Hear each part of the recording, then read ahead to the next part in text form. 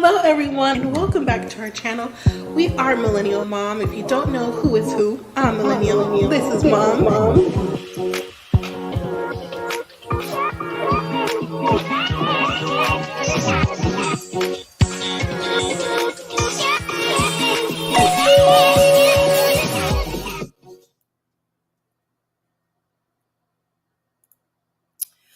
Hello, everyone, and welcome to Millennial and Mom. I'm Mom, or Kay, as you all know, or maybe you don't if you're new here, welcome, and hello to the replay gang.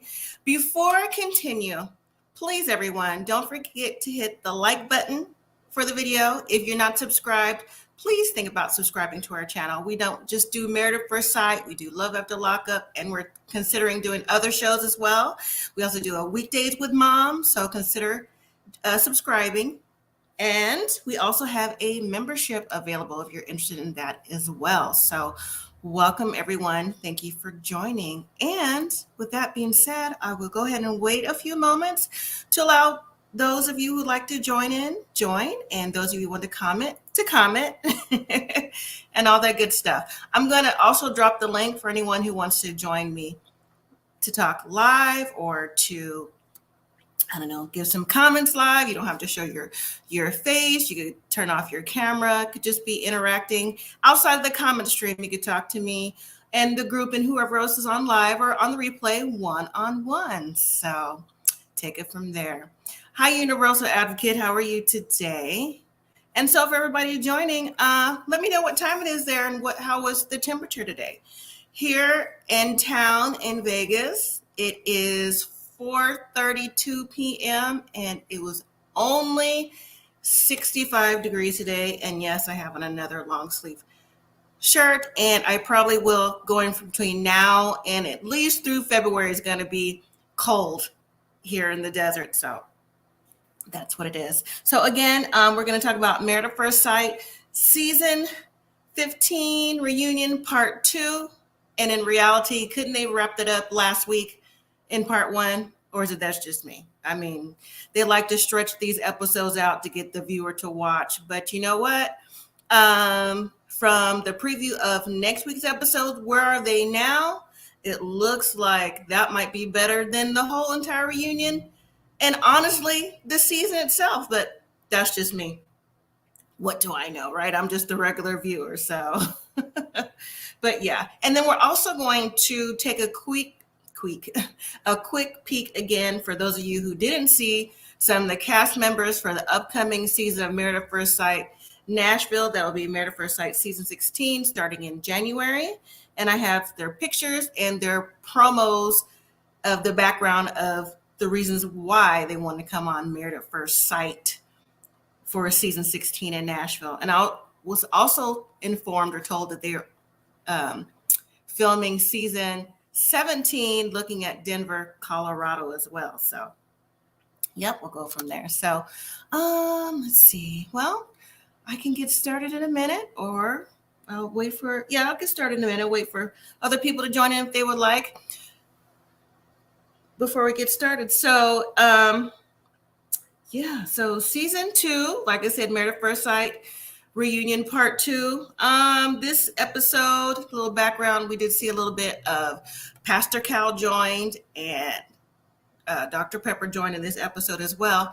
And is it just me? Like, where were the other experts? Where was the newest one? Where was Dr. Pia to give her insight on how she felt the season went? Where was Devon to give his insight of like how he thought the show went? So, we really didn't get a lot of the experts, whether it be in the season or at the reunion either. So yeah, that was different to see, but I would like to see them interact more, but that's just me, I guess.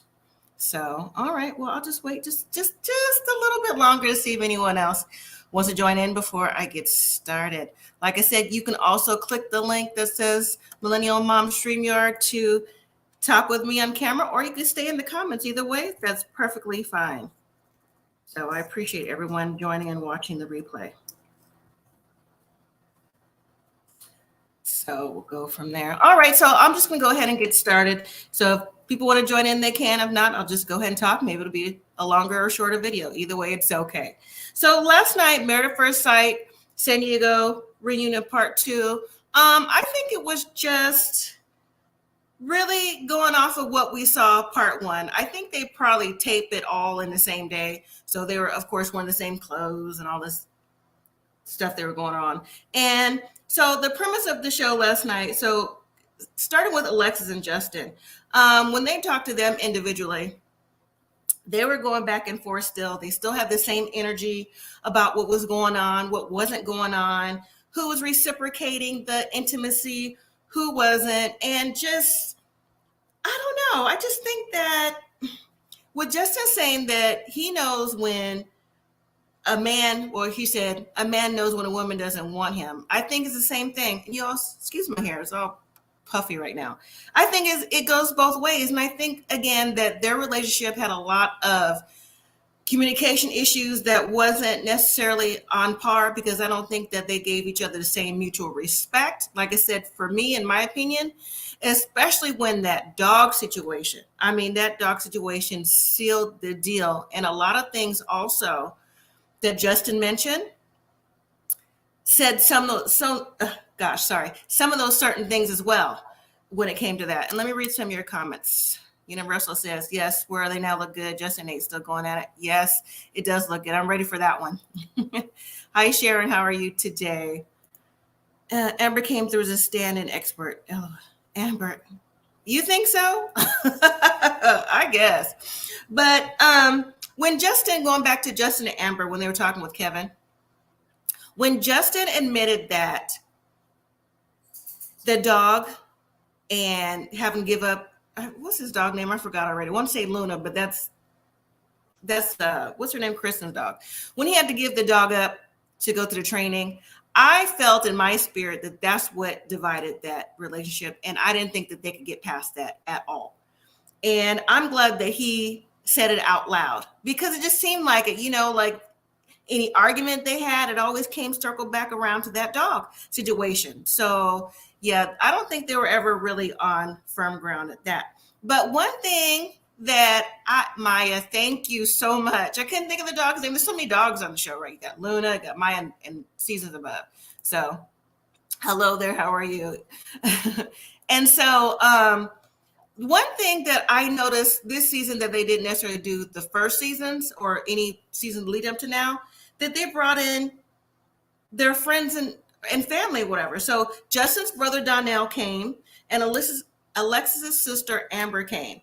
And if y'all remember, you saw from the beginning or watched the show, that Donnell wasn't really here for Justin coming on the show anyways. And I remember watching it when it first came out, and I was thinking, why is he so upset with Justin? Like, what is the deal? Like, it seemed like he was the Debbie Downer of the show, before it came out, for the season started. Be saying how, like, oh, well, I don't think he's ready. And I'm thinking, just like Justin saying, like, I'm like 30 plus years old.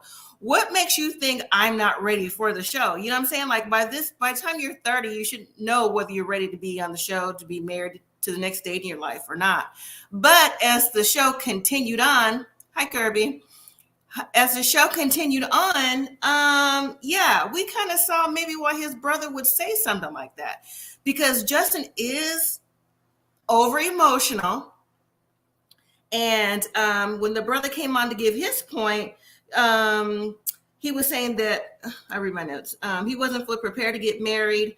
And then again, we saw the scenes from the bachelor party. So I think that, isn't there an age gap between Justin and his brother Donnell? Like, aren't they like an age gap, or something happened? Like, they didn't necessarily live together, and then as Justin got older, they lived together. Like, something in their dynamic is different too. So yeah, Maya was happy to see him. Yes, the dog was.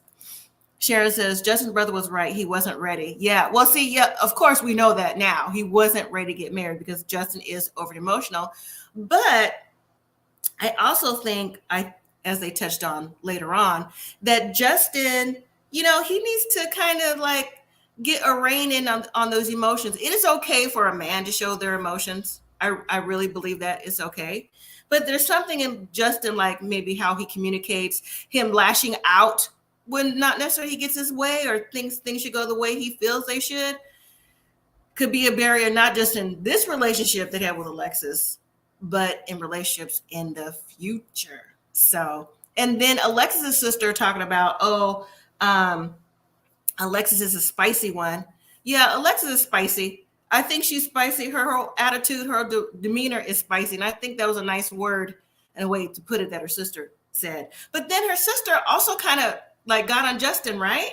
She was saying how, again, how Justin doesn't necessarily represent himself, who he really is, because on the outside, he appears nice and, just this good guy, which I think Justin is a good guy, but on the inside, like how he lashes out and relates to you and has conversations, what she didn't like and how it related to her sister. But at the same time, it was give and take. I don't think Alexis necessarily gave the best impression of herself to Justin either. So, but your brother and your sister, I guess, kind of sides on your side,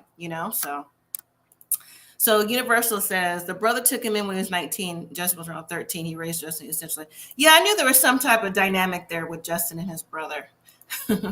And Sharon says, Alexis spicy, that girl mean. Right, the mean girl. But that's her sister. She's trying to say it nice for TV, which I'm kind of glad she did say nice for TV, because there's been all kind of things said that wasn't so nice.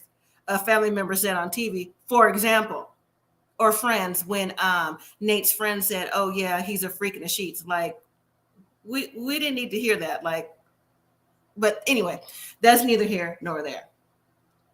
And so then later on, we saw we saw Kevin talk with the ladies. Now, do we think that Kevin asked the right questions when it came to this? Do we think so? Do we think that he didn't necessarily get to the nitty gritty of what was going on? I think he could have asked, before I say that, I think Kevin was being the nice guy, because I think that Alexis, he could have asked more questions to Alexis, and especially Morgan, because Morgan, you talk about spicy. That's Morgan. Yeah, she's spicy. She comes across mean. She comes across just like has this brick wall up, like she's just not personable at all. That's what I get from it. I could be wrong, but that's just me. And I think just the questions were just kind of like regular, random, off the cuff. Oh, let's just read these standard questions. No. It's time to get questions, even for the guys. It's time to get someone, a host, to ask the questions that the people want to know. Like, let's get down to the nitty gritty. So, and I don't think we've gotten that from Kevin. I think he's a okay host, but it's time to like get a refresher. Like we got new experts. It's time to get a newer, refreshed host to come with the show, just to give the show a little bit more pizzazz. So let's see. Kevin Frazier, you're fired. Okay, Sharon. Universal says Kevin was being super messy overall. I think he has some little messy things here and there, but do I think that they could be a little bit more, get to the point, try to get him to open up, kind of like not comparing him to Keisha, but Kevin's style and Keisha's style are two different things. But I think Keisha gets to the point on the after show a lot quicker than Kevin does. And I think she gets a better response from them, from the questions received too, but that could just be me. I don't know. All right. So, and then, they show lots of clips of, the previous season. Well, it's still their season, but previous episodes where, Justin being overly emotional, which we've seen too many times to count. We get it. Justin's emotional. From State. See, I see that every time. From Nate and Stacia, from where they are, where they've been, this shaky relationships, and for Stacia to finally get the love word and to Nate say, oh yeah, I'm in it for the long haul. From next week, what we're going to see, do we really think, or did we feel that it may or may not be for the long haul? I don't know. So Universal says, imagine if they made Alexis the host. I cannot imagine if they made, first of all, where's Alexis's personality? Because I think Alexis to me, she has a personality where she comes across like, yes, I said it, so my opinion is the only opinion that matters, and you're responding because why? Kind of. That's what I get from Alexis. I mean, am I wrong? Do you all see that from her or what? Because I just, no, that, Because if she can be a host, what was her name? Lindsay with Mark from that season, then she could be a host too. And no, that's both a no, if you ask me. So, and then, there was also some more back and forth with Nate and Justin on this episode. Exactly, Sharon. She did a lot of voicing her opinion. Yes, she did. She did. And I don't think that Alexa saw a whole lot of wrong in voicing her opinion all the time. I don't think so. I think that she thought that she was doing for the better good of whomever she was doing the better good to. That's how it came across to me. I could be wrong. Double the Libras. Well, like, hey, Universal, I'm a Libra, born on the day. So I don't know. If you ask my kids, they're adults now. But, if I have a bossy personality, they'll probably say yes because I'm their mom. But I am far more empathetic than Alexis and clearly a Lindsay. I mean, oh my gosh. No.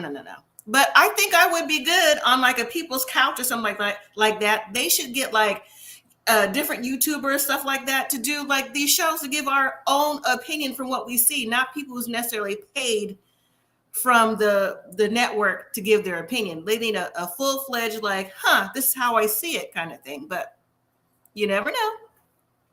So, but then too, like I said, then we see a little bit more of Justin and Nate going back and forth.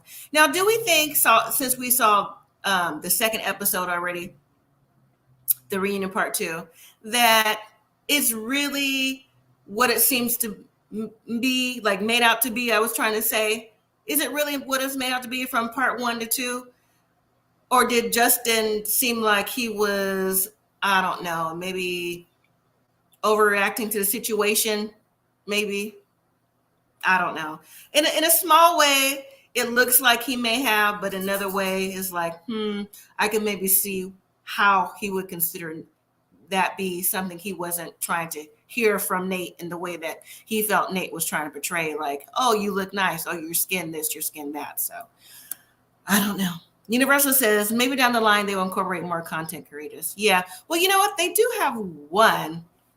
I'm not going to mention her name, but I don't know. I just think that maybe they should just like reach out and just do like a random, because, we're the ones who actually watch the show, like I said, not paid by the network or maybe magazine articles or social media publishing, for that, do this as a job where they write for these shows, so who knows, maybe they'll reach out. But what do y'all think about the Justin and Nate thing now that you saw part 2? Like, do you think that Justin was still being like unreasonable with what was going on, or what do you think about that? So I don't know, because next week's episode on Where Are They Now, maybe Justin might be having a change of heart when it comes to how he received the information with Nate. So that's why I'm asking, like, who knows? It just, I don't know. This season was definitely a different season. I'm glad that we're going to be heading into a new one, because this Married at First Sight for me seemed like all the episodes seemed like they stretched, but I don't think anyone really grew too much. Like, we didn't really learn a whole lot, in my opinion, of what was going on with the cast and where they are now and different little things like that. So I don't know. I could be wrong. Let's see. Sharon says, I don't get the beef between them. Nate did seem to keep it going. Yeah, Nate was being a little bit petty as the reunion went on, as he was talking to Justin, trying to get under his skin even more. And Justin, for the time being, seemed like he was trying to keep calm, but boiling underneath the surface. So now also too, when they brought in Dr. Pepper and Pastor Cal, and they were talking about the people they matched. Yeah, when Dr. Pepper said one of the people they matched turned out to be a train wreck, and somewhat of those words, I'm thinking now, who is she talking about as a train wreck? Because in my opinion, and yes, I have many, there was a few. Was she talking about Morgan and Ben? Was she talking about Alexis and Justin? Or was she talking about Mitch and Kristen? That's what I'm wondering. Like, which train wreck was she talking about? I'm leaning towards Ben and Morgan because they were the first ones to be like, nope, we're not going to do this.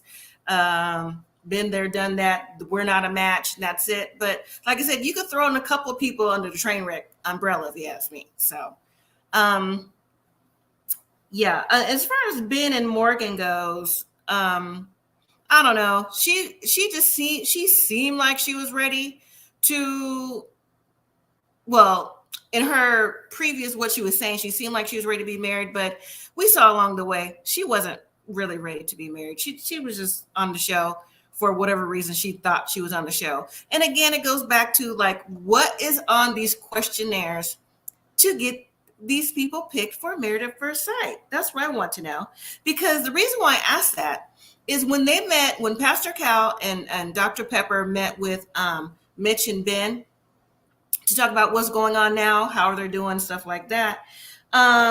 Mitch said that, there's a lot of things that he could have did different. He said that he dropped the ball after watching the clips back at the wedding, because remember, Mitch said that he wanted a more natural woman, and, he didn't want her to be dragging around that wedding dress. But I remember when I first saw that, I was thinking, well, gosh, Mitch, this is before we even knew his personality along the way. I was thinking, well, you have on a suit, you have on shoes, you're dressed up. Like, how come she can't be dressed up? Why is it okay for you, but not for her? So I think that was kind of like a double whammy for me when I saw that. And so back to that, when he said, he dropped the ball and he wished he could do things different. And then he wanted to say that he has been, the outcast for a lot of his life. And he usually freaks out at things and lashes out for things. And, he didn't necessarily feel like he fit in. And I'm thinking, if you're saying this to the experts now, right? You freak out at things. You always felt like you're the outcast. You tend to lash out. That tend to be your personality. Where was this on your questionnaire? And whoever interviewed you for the show, what made them think that was a good fit for the show? Because see, you're describing your personality. And are they trying to seem like that this is the first time that they heard Mitch say this about himself? Because to me, that's not a good candidate for this show. Maybe the Unmatchables, but for this show, no. So that gives me pause, So what do you all think about that? Did you hear that part? Like, do you think to yourselves too, like, how in the world did you pass the test? Or, well, you could, I guess maybe a written personality test, but when you speak to the experts and you say this about your personality, because they're going to ask. So like I said, this is the first time they heard this about you. So yeah, that definitely gives me something to think about.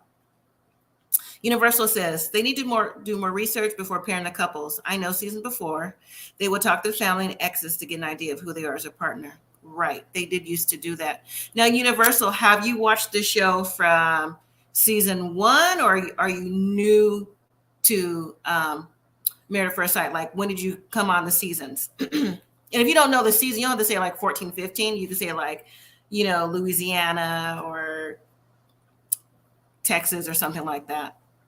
Sharon says, Mitch is who he is. Experts pick wrong. Exactly. I've always been a proponent of that. See, I'm using big words like Alexis. Sorry, you guys. But like, you can only hold off your real personality for just a little while. And just to the regular average person, right?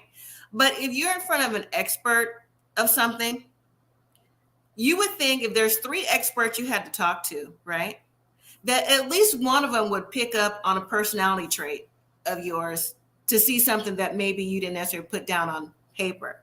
And I think you can only hide that for so long. So, but then as far as Ben goes, it looks like that he's, still in therapy. He's doing better. He said he's not even thinking about dating. He's working now. Well, he's always been working more and putting more into what he's doing. And maybe one day he'll be ready to move on in a relationship. So I think that's good that Ben is doing that first. You watched all the seasons minus the Chris ones. I couldn't continue to watch. Yeah, that one was the hardest to watch with Chris and Paige, but that's good. I've seen all the seasons too. So right. So you know the dynamic of the show because we watched all the seasons too. So good. That's right. That's exactly what they do. And so let's see. So when Chris and Morgan meet up with Dr. Pepper and Pastor Cal, I wasn't surprised that Chris was saying that she needed to be more upfront with Mitch. But at the same time, I kind of thought she was saying what she wanted. I thought it came across to me like she was being more upfront and making Mitch seem like or feel like he had to take responsibility for something. But as Sharon says in her comments too, like Mitch is who he is. That's just Mitch is who he is. Experts pick wrong. Exactly. Mitch is who he is. So I don't think there would be anything that Kristen can do to change that dynamic. So, and then Morgan, honestly, I tuned Morgan out a little bit. I think Morgan is still trying to prove her point. She's a nurse. She does whatever she does for work, and that's what it is. So I'm whatever Morgan's doing, congratulations to her. And that's that. So I really don't have a lot to give for Morgan. Now, when the group comes together to talk about things, I just think the group is what the group always is. They're always like up and down. I don't think anyone really leads the group. I think it started off with Alexis in the beginning, but that changed long ago when she gave up the bedroom gossip, when it came to Morgan and Ben. So yeah, so I don't know. I just think the group just sits around to talk to each other. And I don't think they really are as compatible as they say they are, in my opinion. I think they're cordial and they have a common bond because they came on Married at First Sight. But the ladies say they're close and some of the men say they're close. Well, at least Justin said he's close to the men, but not all of them. But we're not surprised at that because he wasn't really talking to Nate in the first place. But whatever it is, I do think you do have a bond because it is a unique experience for Married at First Sight. And so, just different little points that keep coming up along the way. Alexis and her going to the club. Justin didn't like that. And Alexis saying, well, I just want to get away. I understand wanting to get away. And then at the same time, Alexis was saying that, if Justin was more understanding, it would have helped their marriage. No, I don't even know why she said that. They can't even get past decision day saying yes. And then they had this argument. It was like, nope, I'm done. So no, I don't believe that for 1 minute. Let me read some of your comments. Universal says they need to do more research before pairing couples. Oh, I read that already. Sorry about that. Read that one. Okay, here we go. I think also experts need to take into consideration the different personalities and behavior around mental health. I think it would have helped to have a mental health professional on board. Exactly. Now, Universal, you hit the nail on the head. I agree with that completely. And then not just that, but again, the experts need to be more present. Like, why do they wait until there's beyond a problem before they step in, maybe have come to the couples when they come and get their first apartment. So they do the friends and family. And then you don't see them again to the month anniversaries. And then you might see one again when they do a tantric episode, to get the couple that's least intimate to try to get them intimate. And I'm thinking that's not enough for these couples who are struggling. Yes, it's a process and you want a forever, ever after. But if you're not giving them guidance, that's the whole reason why they came on the show, for guidance, help for a long-term relationship. What is the point of it? But I agree. They need another expert that's into mental health. But you know what? They would be there every episode. So Sharon says it all seems staged to me. Do you think that Married at First Sight is staged completely, Sharon, or Universal, anybody else? Staged as far as, do you mean the show? Do you mean as far as them coming together as these groups talking about what they like, what they don't like, or just, I don't know, say they're hanging out together like that, or what do you think is staged? So, in my opinion, I don't necessarily think it's staged. Do I think they get a little bit of a nudge from producers, especially when it comes to the group settings and what to talk about in the games, yes, I do. But as far as stage, like if they're not getting along personality wise, I don't necessarily know how they can like stage that part of it. So I don't know. So you said the group settings of the reunion. Yeah, the group settings in general, not just the reunion, but in group settings, like I said, when they're together trying to get the couples to bond, that's definitely staged. Well, not staged, but pushed to get them to connect. Pat Holcomb, what happened to two other counselors? That is the $1 million question, Pat. I don't know. We saw Dr. Pia for episode and a half, and that's being generous. And Devin or Devon, I never know how to say his name. Is it Devin or Devon? I don't know. MIA. I'm thinking maybe, in just my opinion, that maybe Devin or Devon, that maybe what he was going through in his own relationship, maybe they had something to do with the scenes that maybe he did tape along the way we didn't necessarily see a lot of, because they did promote him and the new doctor along the way for this season. So maybe that has something to do with it. But the news expert, Dr. Pia, no, they definitely dropped the ball on that, because even though I wasn't personally Dr. Viviana's fan on the show, she did happen to show up a little bit more along the way than this expert for sure, and over Pastor Cal and Dr. Pepper of last season. Universal says, yes, barter with the new experts or junior experts. They get to be on the show and potentially build up clients if MAFS is on a budget. You know what?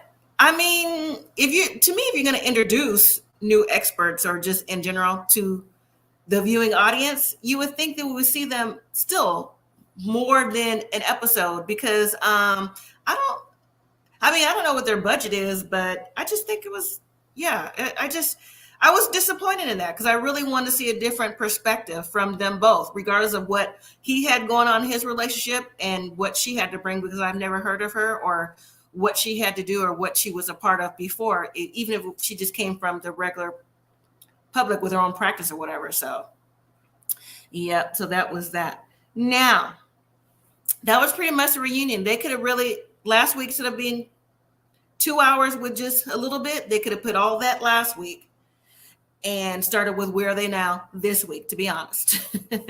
Now, I'm looking forward to where they are next week. I will be live for that as well. But for y'all who saw the preview, what did you think about Lindy and Miguel talking about having a baby? Now, Miguel seemed like he's ready to go, and Lindy's like, I don't know. Now, since she didn't necessarily have the best time with little McGindy, I don't know. Do you think that Lindy's ready to be a mom? I mean, sometimes you say, people say, or women, I should say, I'm ready to be a mom because, they're getting older and they feel like, their time is running out or whatever. But I don't know. I don't think Lindy doesn't come across as ready, at least for the time being, to me. Yes, productions are tired of being mediators, LOL. Yes, aren't they though? Production has really dipped their toes in being mediators in the last 3 seasons, this one included. So this one and the last 2 going backwards, definitely for sure. Yes, and I'm tired of that too. Like, that's what the experts are for. So if not, then what's the point of having an expert? We should only see them then in the beginning and the end like they do now. Then let's not say there's experts there, but I don't know. That's just my opinion. And you say, Universal says she doesn't seem like she's ready. She doesn't seem like she's ready. I thought that was interesting. So we'll see how that goes. And then, so Stasha asked Nate for a separation. Now, who saw that coming? Who saw that? And if you did see it coming, did you see it coming so soon? Because when we saw Nate in part 1 reunion, Nate, we discussed last week that Nate looked like he was a little stressed. Sitting there, he looked like he aged a little bit. He just looked like he was a little uncomfortable. And I don't know if it seemed like he was uncomfortable, not only what Justin was saying, but just uncomfortable in general. Even at decision day, he gave me uncomfortable, so I would like to know how long in advance the Where Are They Now versus Reunion taped? I've read somewhere there's possibly 6 months, but I'm not sure. So Stasha and Nate asking for a separation. Now, if they go through with it, I don't know. I haven't heard that, and no spoilers, please. But it goes back to that post-nup that we've talked about before. Like Nate was saying, these are your house, your things, and what will happen to me if, this didn't work out. So it looks like it could be on the road to that. I don't know. Sharon says, Lenny not ready, but she wants to be taken care of, so she'll give in to Miguel. You think so? I don't know. We'll have to see next week. Pat says, do we know the timeline between part 2 and Reunion? Where Are They Now? I don't know for sure, but they're saying 6 months. 6 months, because what I can say is Married at First Sight, Nashville, they got married in July. So this San Diego, the reunion, and Where Are They Now had to been done before July. So I'm guessing that San Diego was done like maybe earlier in the year of this year till now. So we'll see. But generally it's like 6 months, minimum 6 months for sure. Sharon says, not surprised. Stasha leads with her accomplishments and her money. Exactly, she does. And I think it takes a lot for Stasha to step back the power role. And like I said, congratulations to Stasha for being so accomplished. But, when it comes to having a mate like Nate, like your husband, he doesn't seem like he's the type of man who can put her accomplishments in a box that's, he feels like if she does more than him, then maybe he can't equal up. Like maybe that does something to his psyche. Because like I mentioned last time, I've been in a situation myself where I made more money than my partner and he just couldn't handle that. And so that pretty much terminated the relationship because he didn't feel like maybe he was providing enough. And really the disparity between what we were making wasn't even that much. But I guess for some men, that makes a difference to them. So, and then what do we think about Justin having to sit down with Nate after all that? I just would have thought that maybe, I don't know, if you're accusing me of being something that I'm not, maybe, and just it's coming across slanderous, I guess, to the world. I don't know if I'd be open to have a conversation. But Justin and Nate sit down, and it seemed like it's a calm conversation for now. And we'll have to see where that goes. I would really like to know what is going to be said on Justin's point of view and Nate's point of view. So, but hey, if they're big enough to talk through whatever was going on or wherever they thought they heard or didn't hear, that's good for them. So they could close that chapter and move on too from what they're going through. And then we see later on, there's another group session where Justin has an announcement for the group. And if you saw Lindy's face, she was like surprised, and Alexis was surprised. I think that Justin may apologize to some people or the group as a whole for maybe what has gone on along the way. So I don't think Justin's that kind of guy that holds grudges. At least he doesn't come across like that to me. So let's see. Universal. Did you catch my last question I asked? Universal. Let me see. Let me go up here. Does seem like she's ready. Your question. Was it that question about the bartering, about the experts and like that? Was it that question, Universal? Because I'm not sure.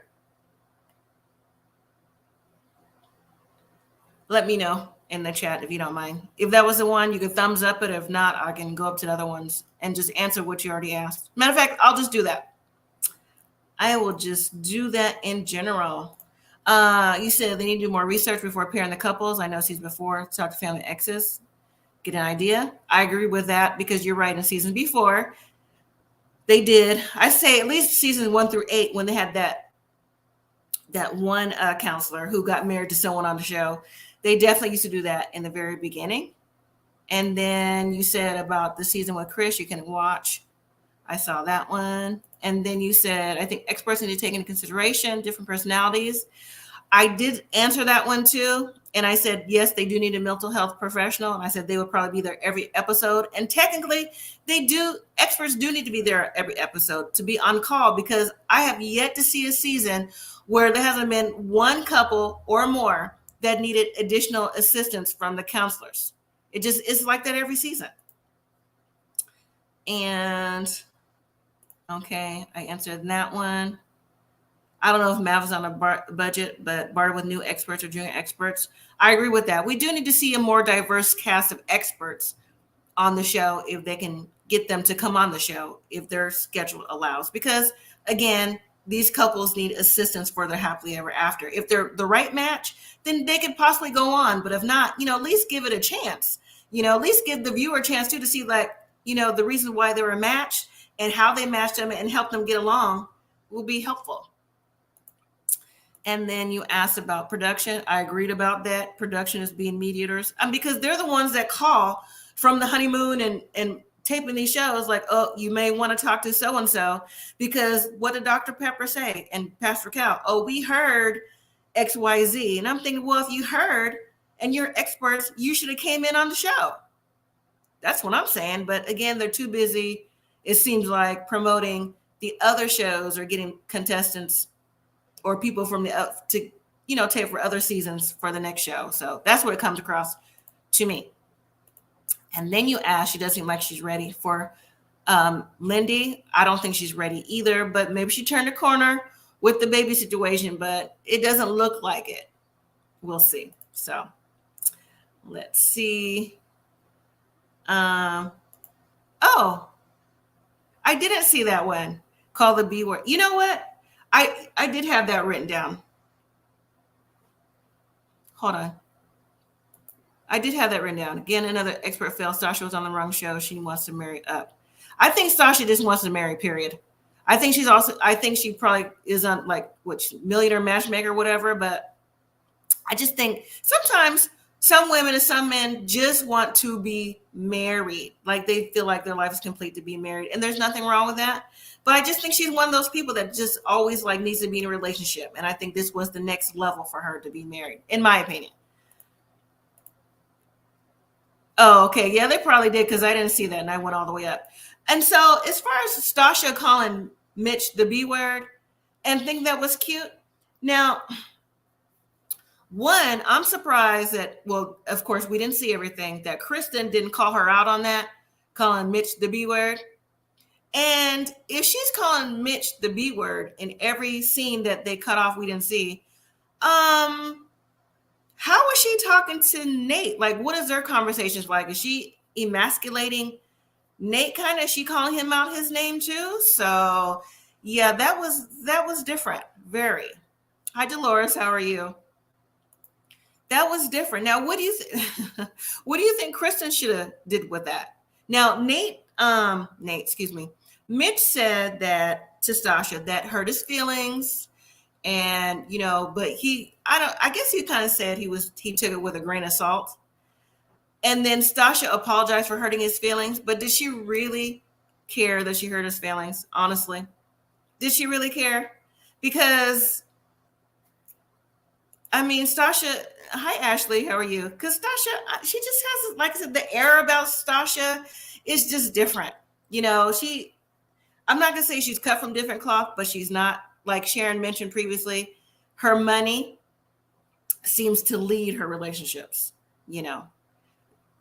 What you say? Her accomplishments and her money lead relationships. And I have to agree with that with Stasha. And calling Mitch the B word, if Kristen didn't say anything, then what's I got to say about Kristen? And Kristen is a lot outspoken as well.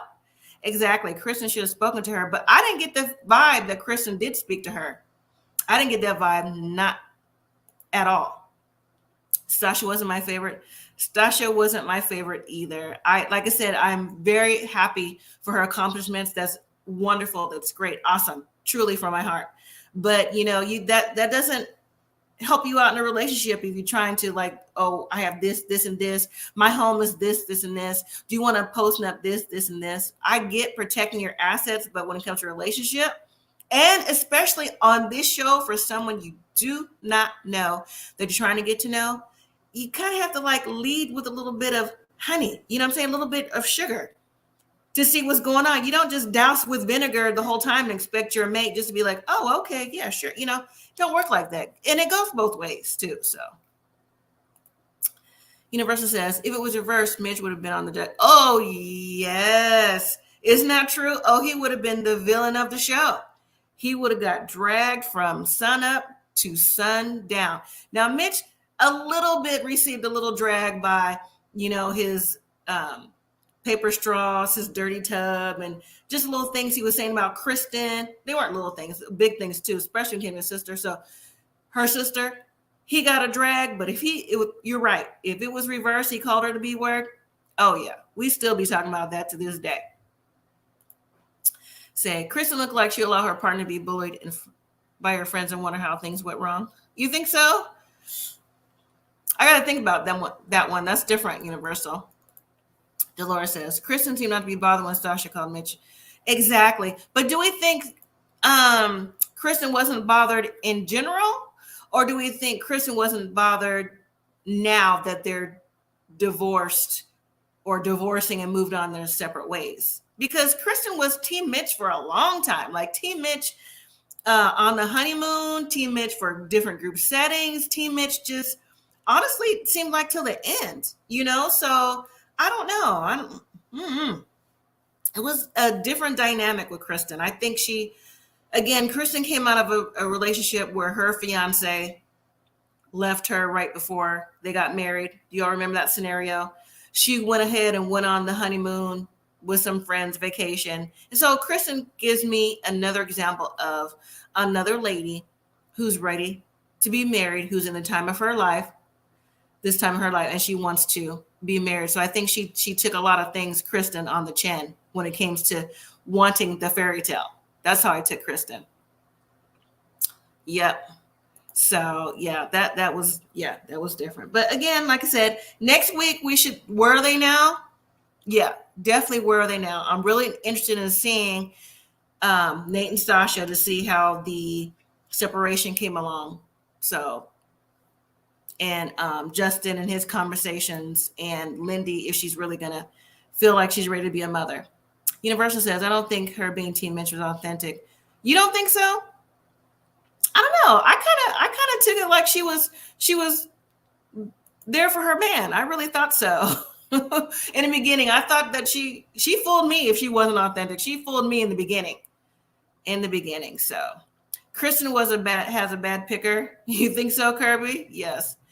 Thank you, Dolores, for the super sticker. I appreciate it so much. Yes. So, all right. Well, we'll talk about it more next week for Where Are They Now? But I'm going to, if you missed it last week or saw the commercials of the couples who are on coming up for Married at First Sight Nashville, I'm going to show you their pictures and read you some bios. So how about that? So let me get their pictures up and ready, and then we'll go from there. And you all tell me, again, what do you think about their bios in the chat? Because, again, Kirby said Kristen's picker is bad. Yeah, some of these people on here look like I said, they came on the show for terrible reasons. But, again, the experts picked them, so we'll go from there. Here we go. First one up is Dominique and McKinley. Dominique is 25, confident, ready for marriage. Hasn't found that in the dating scene in Nashville. McKinley, he is 33 and recovering from being blindsided from his last relationship. So he's turned to Married at First Sight to find lasting love. That's McKinley and Dominique for the upcoming season. Next up is, let's see, Kirsten and Shaquille. Kirsten is 32. She says she doesn't settle for anything than less and is going to the experts to find her a godly man. Shaquille is 31, said he's ready for marriage after reaching his career goals and participating in therapy in the last few years. So he feels like he is ready to love on Married at First Sight, because I know there's a show called that too. Next up is Gina and Clint. Gina is 36. Says she has put a pause on dating a few years because she also had a painful breakup.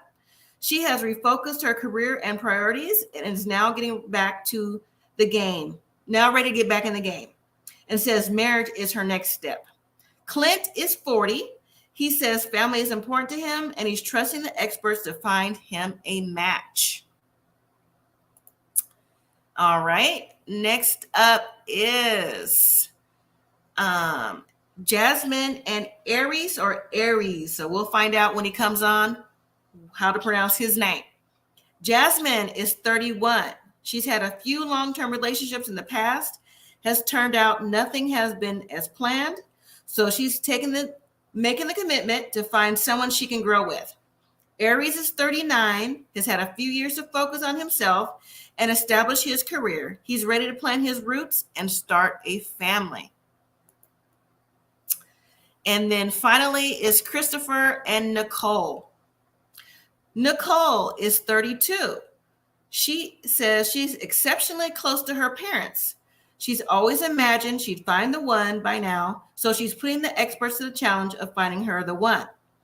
Christopher, 36, has turned to Married at First Sight for help because he's been unable to find long-term relationships. And those are the couples for Married at First Sight, season 16, beginning in January. So let's read the comments. That's Kyla Pratt and Young Jeezy. Yeah, you said that last week. Yep, Kirby. Universal says Dominique took some pointers from MTS. Mark the Shark. Okay. Kirby says, hope she's not another page. Please, let's not have another page. But let's hope we don't also have another Chris, too. She's not another page, so it goes both ways, right? Kirby says, what in the hanger? I thought the same thing when I saw that, too. Honestly, I did. And then Universal says, it's giving Saturday Night Fever with Clint. And Universal Advocate says, how involved are her parents in her love life? I don't know. We will definitely find out. But let me see which one. Now, it's going to either be, let me bring their pictures up one more time and show you something. It's either going to be this one, this person here, or this person here, or this person here, the man that is going to be, per the commercials, upset on the honeymoon because something did not go right. And I'm thinking they're showing us already that there's possibly a disaster on the honeymoon for the upcoming season. So I guess that's our, come watch our show for next season. The second black couple might be okay. We'll see. We'll definitely see. So yeah. So those are the couples. So Kirby, your analogies are hilarious. So, well, all right, everyone. So that was it for the Married at First Sight San Diego Reunion Part 2. They could have had that on the first episode, honestly. Let me read your comment. Have you checked out Love at First Sight? Love at First Sight? Love at First Sight. Is that the one? Love at First Sight. I think I know what you're talking about. I didn't watch the last season. I heard one is coming out. Another one.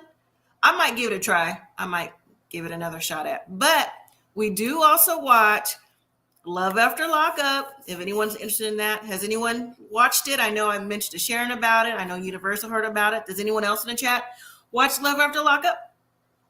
So that is on WeTV, I believe, if you haven't seen it on Friday nights. If you haven't watched Love After Lockup, I do a review about that, and I try to have them out on Saturdays. Love is Blind. I did see Love is Blind. I did see the reunion and all that stuff. So I don't do a review on it, but I do watch it now that season's over. Now, I did see they might be already doing a Love is Blind, a new one. Not the one that just ended last week, but a new one. If they do bring it out really quick, I'll go ahead and do a review on Love is Blind, because I know that's a popular show too. And Millennial watches that too when she's not, doing her work and her master's degree stuff. So yeah, definitely so. No, but Love After Lockup. So, but okay, everybody. So that was it for today. I hope you will join me next week for Where Are They Now? I'm really interested in seeing if, about Nate and Stasha, see, like, are they still together? Are they really separated? And what's Justin going to say? All that stuff. So I don't know. What'd you say? Love at First Lie on MPG? You know what? Millennial may know about that. I'll have to ask her later on when she comes home because she watches a lot of reality shows that I don't necessarily watch, but if they're pretty good, I can get into it too and start reviewing it. So give me a minute and I'll let you know about that on my next live. I will watch Love is Blind new season. Okay. Yeah. So when the new season comes out of Love is Blind, I'll go ahead and do a review on it. Like I said, it's too late to do a review on the season that just passed with those other couples. So, but yeah, I'll go ahead and get into that too. So, all right, everyone. Thank you so much for joining.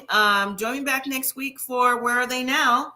I'll go live around the same time and I'll put out a notice for everyone to come, and possibly come back on Tuesday too for Weekdays with Mom. So everyone have a good weekend. Don't forget to hit the like button, subscribe, and look out for the Love After Lockup video coming out on Saturday, everyone. So thank you so much. Thank you, Dolores, for the super sticker, and everyone have a good weekend. And thank you for joining our YouTube family. We appreciate you so much, everyone. Take care and have a good evening. Good night, everybody.